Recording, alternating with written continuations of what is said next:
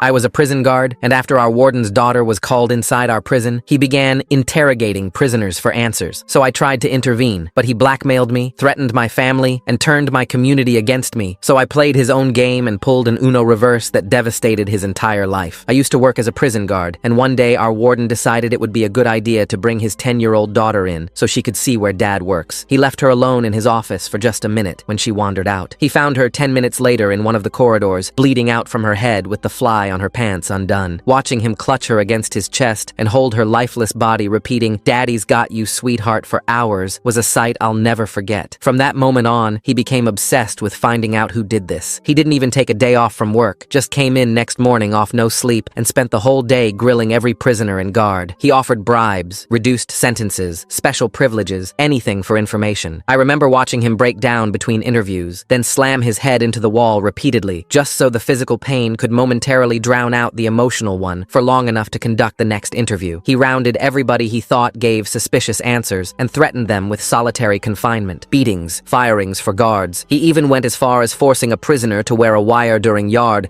to hopefully catch an admission, threatening that prisoner with an extra 2 years to his sentence if he didn't wear it. Unfortunately, his interviews didn't get him an answer, so he started becoming more harsh. 2.5 weeks after the death, he came into work hammered and grabbed me by the shoulders, telling me today was the beginning of the end. He then rounded up all the prisoners and announced to them that until the truth about who did it comes out, they would only be getting fed every second day. The backlash was brutal, and the warden took that as a sign that the people protesting were guilty. He got a hold of everyone who stepped out of line and ordered us, the guards, to hit them. Some guards, including myself, felt bad and didn't want to, but he threatened our jobs, saying if we're hesitating, then that means one of us must have culled his daughter. He'd pace around the prison either high or hammered every day, banging on random cells to tearfully beg for someone to tell him who took his daughter. When that didn't work, he began threatening the prisoners' children. He'd call up the prisoners he found most suspicious into his office and vividly describe to them the connections he had outside and what he could do to their families if they didn't confess. Unsurprisingly, this led to the prisoners hating him, with one particular inmate even lunging at the warden in the office. Said inmate ended up getting stabbed in the arm and had 5 years added to his sentence. But that wasn't even the worst part. You see, the warden took this inmate's rebellion as a clear admission that he was the guilty one, and because of that, the inmate, Jeremiah, was brought back to the warden's office a few days later. Nobody saw Jeremiah again for the following days after, so we all assumed he was just thrown in solitary or something. But then one day, while going to get coffee, I heard screaming coming from the underground tunnels below. I went down to investigate, and the more I followed the sound, the more disturbing it got, like nothing I'd ever even envisioned before. I remember going to the door where the sound was coming from, and through the crack, I could see it. The warden had Jeremiah tied to a chair. He was doing horror movie level things to him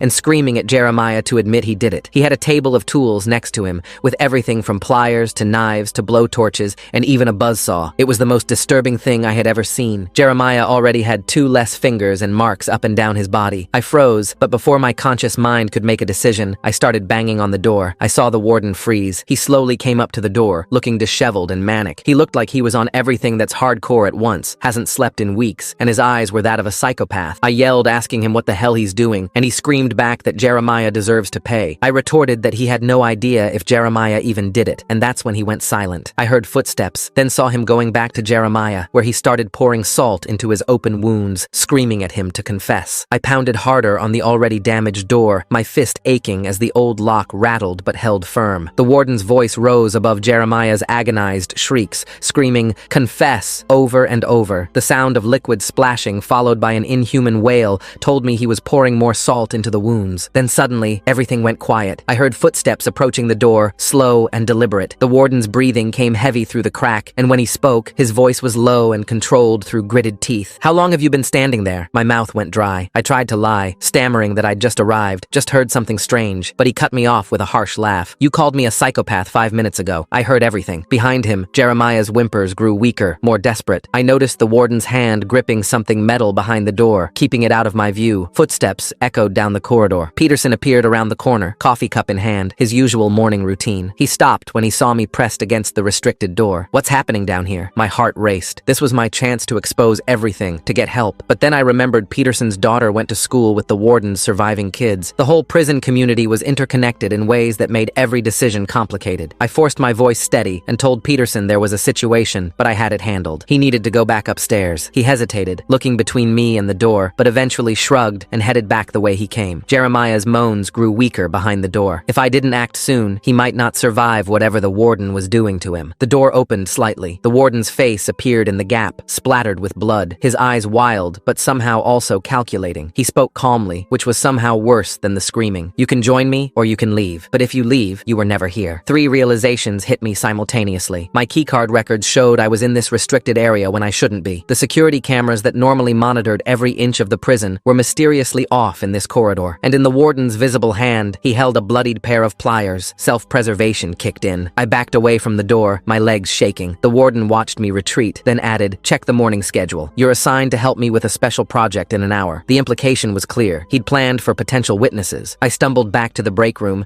my hands shaking so badly I couldn't hold the coffee cup steady. Hot liquid spilled over my fingers, but I barely felt it. Around me, other guards chatted about their weekends, and I heard Daniels mention how the warden seemed better today, more focused. They had no idea what was happening 50 feet below their feet. My phone buzzed, a text from my wife asking if I was okay, worried because I'd missed dinner again. She mentioned my phone had died for the 3rd time this month, and I really needed to get a new one. Normal life continuing while horror unfolded in the basement. I pulled up the personnel files on the break room computer, needing to know more about Jeremiah. His record showed 15 years for armed robbery, multiple infractions inside including 3 fights, and suspected contraband smuggling. The other guards already didn't trust him. The warden had chosen his victim carefully, someone who wouldn't be missed or believed. The main door buzzed, and the head of the prison board walked in unexpectedly. My stomach dropped, but he just smiled and shook hands with the day shift supervisor, praising the warden's handling of recent discipline issues. He mentioned doing a routine inspection of the facilities. I watched him walk past the entrance to the restricted area, completely unaware that torture was happening just 50 feet below. The prison chaplain appeared at the warden's office door, holding papers that needed signing for the memorial service. The warden would have to come up, would have to play the grieving father in public while Jeremiah bled in the basement. The thought made me sick. My hands started trembling again, worse than before. The sounds from the basement had triggered something deep, bringing back memories from my deployment. Collins noticed and put a hand on my shoulder, saying I looked rough. "Just like when you came back from Afghanistan," he said. "This whole thing with the warden's daughter has everyone messed up." My phone buzzed with a notification. The warden had created a new WhatsApp group for all guards titled Safety Updates. But as I watched guards getting added and their read receipts appearing, I realized what this really was. He was tracking who was active, who was responding, who was staying neutral versus supporting him. I tried to head back downstairs to check on Jeremiah, but found new security protocols had been implemented overnight. My keycard no longer worked for that area. When I asked about it, the desk sergeant just shrugged and said the warden had implemented needed changes after the tragedy. Everyone supported him. Who would question a grieving father's desire for increased security? Throughout the day, I watched the warden work the room during shift change. His grief had earned him a special kind of power. The administrative staff now informally checked with him before approving any guard requests. When I tried to adjust my schedule, the secretary asked if I'd run it by the warden first. He'd built a soft power structure through tragedy. By evening, I could barely function. I hadn't slept, haunted by the sounds from the basement. During shift change briefing, I stumbled over my words, mixing up assignments. The arriving guards exchanged glances, probably thinking I'd been drinking. My partner, Thompson, pulled me aside after the briefing. We'd worked together 5 years, covered for each other countless times, but now his face was hard. "I can't keep doing this," he said. "Either report him or transfer out, but I won't lose my job over your conscience." That night, the local news ran a puff piece about the warden's strength through tragedy. The reporter interviewed him at his daughter's favorite playground, talking about how the prison community had rallied around him. The comments section filled with supportive messages from guards' families. My own mother shared the article on Facebook, praising that poor man's resilience. The next morning, I learned Jeremiah had been moved to medical isolation on Sewerslide watch. Only the warden, medical staff, and specifically assigned guards could see him. The bandages on his hands and the bruises on his arms were hidden from general view. Rodriguez found me during lunch break. We'd been friends since training. Our kids played together. He looked uncomfortable as he admitted his son had applied for the criminal justice program at State College. He needed the warden's recommendation letter. The unspoken message was clear. Don't make him choose between friendship and his son's future. I realized then how trapped I was. To prove Jeremiah had been tortured rather than attempting Sewerslide would mean revealing I'd been in a restricted area without authorization. Every move I might make had been anticipated. At 2 a.m., I headed to the bathroom and found the warden at the sink, washing blood from his uniform. He looked up when I entered, smiled that cold smile, and said simply, "Jeremiah had another episode." We stood there, understanding passing between us. He knew that I knew. I knew that he would destroy me if I talked. This was no longer about justice or truth. This had become a chess match, and I was already 3 moves behind. The warden's psychological warfare began in earnest the following week. I discovered he'd started attending the same grief support group as my widowed sister sister-in-law, Sarah. She mentioned it casually during Sunday dinner, how this kind man who'd lost his daughter had been texting her supportive Bible verses. My blood ran cold when she showed me the messages. He was quoting her late husband's favorite passages, information he could only have gotten from personnel files. My wife noticed my distress that night. I tried explaining about the torture, about what I'd witnessed in the basement. She frowned, confusion crossing her face. She said I'd told her something different yesterday, that I'd heard rumors, not seen anything directly. We both realized the stress was affecting my memory, making me an unreliable witness, even to my own family. The next morning brought another blow. While searching for leverage, I found my own past incident reports in the filing system. 3 years ago, I'd written a commendation praising the warden's firm but fair discipline methods after he'd handled a prisoner riot. My own words, my own signature, documenting support for his harsh treatment of inmates. He'd kept copies, of course. My son came home from school that afternoon with tears in his eyes. The warden's surviving 8-year-old had told him during recess that his daddy said my daddy was sick and might hurt people. The psychological war had reached our children. I watched my boy's confused face as I tried to explain that sometimes adults disagree about important things. I pulled the break room security footage from the night I discovered the torture. The camera showed me entering the restricted area, my timestamp clear, but the angle didn't capture the corridor leading to the torture room, a standard blind spot every guard knew about. The footage proved I was where I shouldn't have been, but showed nothing of what I'd witnessed. The prison psychologist called me in for a mandatory evaluation. She noted my exhaustion and trauma response following the child's murder, suggesting I take medical leave. Her report would document my paranoid fixation on the warden. Another chess piece moved against me. Late one night, I remembered watching the warden type his computer password during happier times. I tried variations of his daughter's name at an unattended terminal, hoping to find evidence. The system locked me out after 3 attempts, and I knew IT would report the failed access attempts by morning. Studying the shift logs, I noticed a pattern. The warden's special projects in the basement aligned perfectly with his daughter's favorite TV show schedule, 7 to 8 p.m. He was torturing Jeremiah during the time he used to spend watching cartoons with her. The prison counselor pulled me aside after our mandated session. Policy required her to report any concerning statements about colleagues to administration. My accusations against the warden would be documented as potential signs of psychological instability. I attempted to record the warden at his daughter's memorial service, hoping grief might make him confess something. He spotted my phone immediately, stopping mid-eulogy. His voice carried across the silent congregation as he asked if I was still trying to make this about myself. Every head turned to stare at me. I pocketed the phone, my face burning. The shift change protocols meant I had to leave each day without confirming if Jeremiah was still alive. The uncertainty crushed me. Was he recovering? Was the torture continuing? The not knowing became its own form of torture. My union representative met with me in the parking lot, away from prison cameras. He listened to my story, then shook his head. Even if it was true, he explained, no one would believe a grieving father had become a monster. He had his own family to protect, his own job to consider, another ally lost. I began noticing small things. The warden now wore his daughter's Minnie Mouse watch, sitting at her favorite spot in the cafeteria during lunch. Other guards saw it as a touching tribute to his lost child. They didn't see the calculated performance I was witnessing. He approached me privately with an offer, a transfer to day shift with a raise, if I would focus on healing and moving forward. The words were carefully chosen: accept the bribe or face the consequences. I refused, trying to maintain some integrity. My assignments immediately became the worst possible. Night shifts in the most dangerous wings, paired with rookie guards who couldn't provide backup. Thompson formally requested a new partner. I was being systematically isolated. While reviewing security footage for any evidence, I made a discovery. Another prisoner, Marcus, appeared in the corridor just 5 minutes before the daughter was found. But Marcus had been on the lockdown list that day, a list controlled by the warden. He'd never been interviewed because officially he couldn't have been there. The warden and I both realized something crucial. His daughter's iPad, still in the evidence locker, might contain photos or videos from that day, but it was passcode protected, and only she had known the code. We were both thinking the same thing. What secrets did that device hold? My attempted proof crumbled when the prison doctor explained Jeremiah's injuries to investigators. The wounds were consistent with his documented history of self-harm from previous facilities. The medical records supported the Sewerslide watch story. Every avenue I pursued had been anticipated and blocked. My mother called that evening, her voice strained. She attended the same church grief support group as the warden's mother, Gloria. She was torn between believing her son and abandoning a friend in her deepest pain. I could hear the choice in her voice before she made it. She would support both families, but couldn't provide money for any legal battle I might pursue. Desperation drove me to adopt the warden's own tactics. I started fabricating prisoner complaints, hoping to trigger an external investigation. I wrote reports about concerning sounds from restricted areas, backdating them to seem legitimate. I was becoming what I'd sworn to fight against. I orchestrated an accidental encounter with a state inspector at a gas station. While buying coffee, I casually mentioned the unusual injury patterns I'd I'd been seeing among inmates. I planted seeds of doubt, watching them take root in the inspector's expression. The warden had taught me well. Sometimes the indirect approach worked better than direct accusations. Before the warden realized what I was doing, I screenshotted the employee complaint system. Multiple guards had reported concerning sounds from restricted areas over the past weeks. Their reports had been marked as reviewed and resolved by the warden himself. Evidence of a pattern, finally. The daughter's teacher reached out to me privately. She revealed the child had seemed anxious about visiting the prison, though excited about the promised ice cream afterward. Normal childhood nervousness, nothing that suggested what would happen, but it added another layer to the tragedy. My investigation consumed everything. I missed my son's school play while staking out the prison, trying to document the warden's movements. My wife texted me a photo of the empty seat beside her. The disappointment in her message was clear without words. Legal consultation drained our savings. The lawyer explained how difficult it would be to prove anything without Jeremiah's testimony. Meanwhile, the warden received paid administrative leave for grief counseling. The system protected its own. Everything exploded at the memorial playground dedication. Surrounded by grieving families, I couldn't contain myself anymore. I accused the warden publicly, my words spilling out in a desperate rush. Children cried. Parents pulled their families away. The scene became chaos, traumatizing the very people we were supposed to be honoring. The suspension came immediately, without pay, pending psychological evaluation. The evaluation was scheduled with Dr. Harrison, the warden's golf buddy. Another move in the chess game, another piece positioned against me. I moved into my brother's basement, my marriage hanging by a thread. The warden, meanwhile, received casseroles and sympathy from the community. The contrast wasn't lost on anyone. My wife's ultimatum came during one of my brief visits home. Either get proof or get help, but stop destroying our family for a maybe. The pain in her eyes was worse than any physical torture. Our family was becoming collateral damage in my pursuit of justice. My investigation caused an innocent janitor, Martinez, to be suspended. The cleaning logs showed him near the torture room during the times I'd identified. He hadn't done anything wrong, just been in the wrong place at the wrong time. His daughter asked why Daddy couldn't buy her school supplies anymore. Martinez's wife confronted me at the grocery store. Her words cut deep. I was as bad as the warden, destroying families for my obsession. I wanted to explain,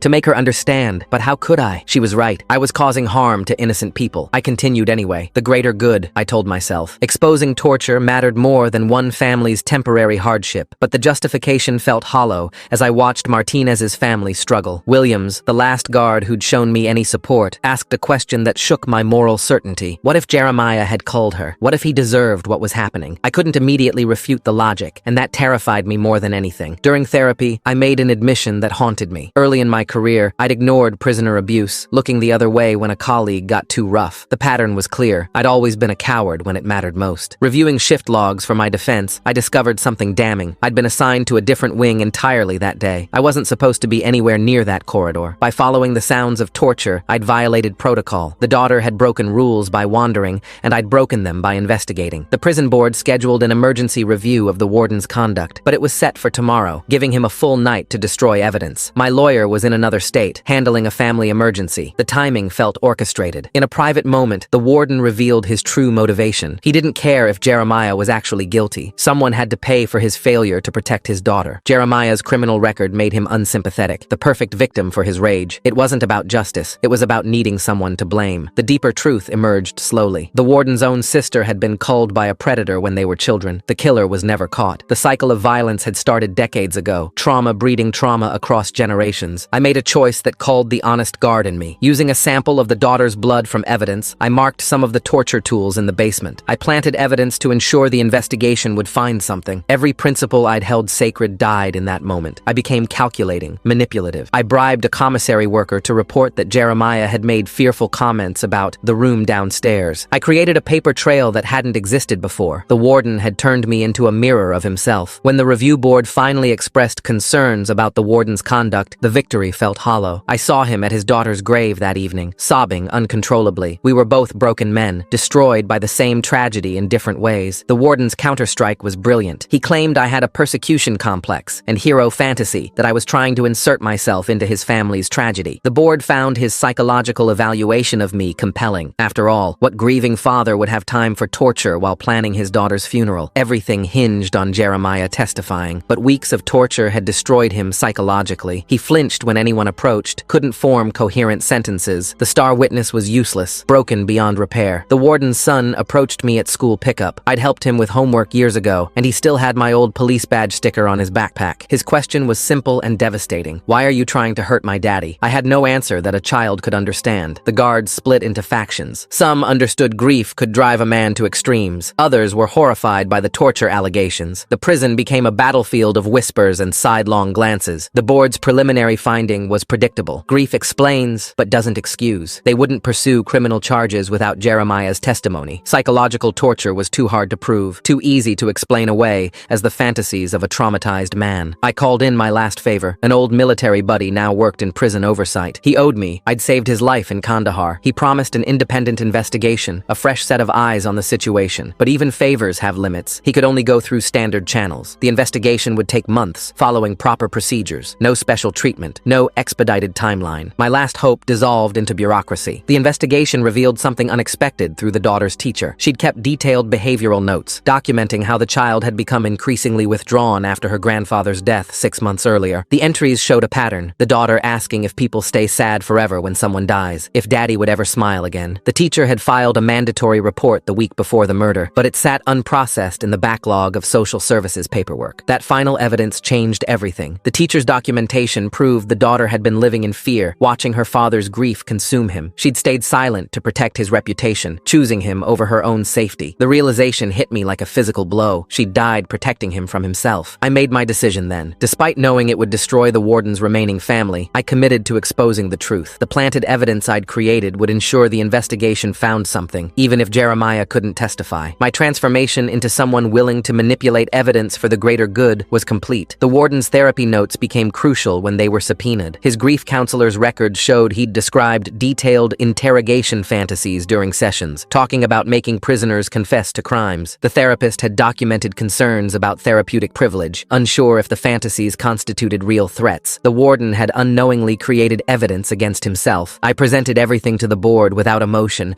maintaining complete professional demeanor. The screenshots of employee complaints, the teacher's documentation, the therapy notes, all laid out in chronological order. Across the table, the warden watched me work, and I saw the moment he realized he'd been outmaneuvered. His chess game had failed because he'd underestimated how far I'd go. The pattern of abuse became undeniable as more guards found courage to come forward. They described witnessing the warden's escalating behavior, the threats against their jobs if they reported anything. Each testimony added weight to the investigation. The prison's culture of silence finally cracked. Both sides prepared final evidence packages, while the board announced their decision would come through written review rather than dramatic hearings. No courtroom theatrics, just administrative process grinding toward conclusion. The anticlimax felt appropriate somehow. Bureaucracy resolving what violence had created. Review day arrived with the entire prison on edge. Guards gathered in the parking lot, families sitting together regardless of which side their husbands had chosen. Some wives brought coffee and sandwiches, turning the vigil into an impromptu community gathering. The divide between supporters and accusers blurred as everyone waited for answers. The physical toll showed on both of us. The warden had lost 30 pounds, his hands trembling constantly. I wasn't much better. The stress had aged me years and months. We passed each other in the hallway that morning, two broken men destroyed by the same tragedy, neither speaking. The truth emerged through the board's written finding. They documented how grief had transformed into madness, madness into torture, torture into institutional failure. The language was clinical, bureaucratic, but the conclusion was clear. The system had failed at every level, from the warden down to guards like me who'd initially stayed silent. The prison chaplain's statement proved decisive. He'd provided written testimony that during a prayer session, the warden had confessed to going too far with Jeremiah. The chaplain struggled with breaking confidentiality, but ultimately decided he couldn't lie, even for a grieving father. His moral courage highlighted my own earlier cowardice. The board ordered 3 things: criminal investigation into the warden's actions, mandatory psychiatric evaluation, and federal review of the entire prison system. The administrative language couldn't hide the magnitude of what they'd uncovered. Decades of overlooked abuse had finally reached a tipping point. My hidden phone recording was authenticated despite its poor quality. Audio experts confirmed Jeremiah's screams, and the warden's voice were identifiable. The recording wouldn't be admissible in criminal court due to consent laws, but for employment action, it provided irrefutable evidence. Technology had captured what human witnesses had been too afraid to report. The evidence proved torture, while simultaneously revealing the warden's complete psychological break after his daughter's murder. The psychiatric evaluation showed he genuinely believed Jeremiah was guilty, despite no evidence. His delusion was absolute. He'd convinced himself torture would produce truth. The human mind's capacity for self-deception had enabled atrocity. The warden's breakdown during his final interview was complete. He ranted about Jeremiah, about his daughter, about the conspiracy of guards protecting a child killer. Even faced Faced with evidence of Jeremiah's innocence, he couldn't accept it. His grief had created an alternate reality where torture was justice. When offered the chance to speak at the administrative hearing, I faced a choice between vengeance and mercy. Part of me wanted maximum punishment, wanted him to suffer as Jeremiah had suffered, but Sarah's memory stopped me. She wouldn't want more violence born from violence. I advocated for psychiatric treatment rather than maximum prison time. The warden needed help, not just punishment. My recommendation focused on removing him from any position of power while ensuring he received mental health treatment. The board seemed surprised by my restraint. The final determination came down. The warden was removed from his position, permanently banned from correctional work, and ordered to a psychiatric facility for evaluation and treatment. Criminal charges would be filed, but the focus would be on rehabilitation rather than pure punishment. It felt like the best outcome possible from an impossible situation. The prison community split between those calling me courageous and those branding me a rat who'd betrayed a grieving father. Death threats arrived at my brother's house. Former colleagues crossed the street to avoid me. My family's safety became a constant concern, making relocation necessary. We found a small apartment 3 towns over. My wife had stayed despite everything, though our marriage bore deep scars. Trust, once broken, heals slowly. We attended counseling, working through the trauma that had infected our entire family. Some days were better than others. Finding work proved challenging. My resume showed 20 years in corrections, but the scandal followed me. Applications went unanswered. Finally, a hardware store hired me for inventory management. The pay was half what I'd made as a guard, but it was honest work without moral compromise. Sleep remained elusive. At 3 a.m., I'd wake to phantom sounds of screaming. Therapy helped, but some wounds don't fully heal. The therapist said trauma response was normal after what I'd witnessed and done. Healing would take time I wasn't sure I had. Jeremiah was released early due to false imprisonment. The years of his sentence served during and after torture were vacated. He disappeared immediately upon release. No forwarding address, no contact information. I hoped he found peace somewhere, though I doubted it was possible. The warden's surviving children entered intensive therapy. Reports filtered through mutual acquaintances about their struggles. The 8-year-old who'd told my son I was sick now battled his own demons. Another generation marked by trauma, the cycle continuing despite our efforts to break it. Federal monitoring transformed the prison. New oversight protocols, mandatory reporting systems, independent review boards, all implemented to prevent future abuse. The guards who'd stayed silent faced retraining or termination. The culture of complicity slowly dissolved under external pressure. Martinez was reinstated with back pay after the investigation cleared him. His wife never spoke to me again, but I heard his daughter got her school supplies. Small victories in an ocean of damage. At least one innocent family had been made whole. The daughter's murder remained unsolved. Marcus, the prisoner who'd been in the corridor, was questioned extensively, but no evidence linked him to the crime. The iPad never yielded its secrets. Sometimes there are no answers, no closure, just absence where a child should be. Justice came through institutional channels rather than dramatic confrontation. The warden received treatment while being held accountable. Jeremiah gained freedom, but not healing. The system changed incrementally. I kept my integrity, but lost my career and community. Looking at the final tally, everyone lost something. The warden lost his daughter, then his sanity, then his freedom. Jeremiah lost years and his psychological health. Martinez temporarily lost his livelihood. My family lost stability and community. The other guards lost their comfortable silence. But from those losses came necessary change. A corrupt system faced scrutiny. Abuse was exposed and addressed. Future prisoners might be safer because we'd finally broken the silence. It wasn't the justice anyone wanted, but it was what we achieved. My son asked me once if I regretted getting involved. I told him the truth. I regretted not acting sooner. That first day, when I heard the screams and knocked on the door, I'd chosen protocol over instinct. If I'd forced my way in, called for backup immediately, maybe Jeremiah would have suffered less. The hardware store job became routine. Stock shelves, check inventory, help customers find what they need. Simple tasks without moral complexity. My coworkers didn't know my history, and I didn't share it. Sometimes anonymity is its own form of freedom. My wife and I rebuilt slowly. Trust grew through small acts, showing up, keeping promises, choosing transparency over secrecy. We'd never be who we were before, but maybe we were becoming something stronger. Trauma had tested us, and we'd survived, scarred, but intact. The story ended not with triumph, but with ordinary life resuming after extraordinary horror. Justice was partial, healing incomplete, consequences ongoing. The warden got treatment, Jeremiah got freedom, the prison got reform, and I got a second chance at being the man I should have been from the start. In the end, that had to be enough.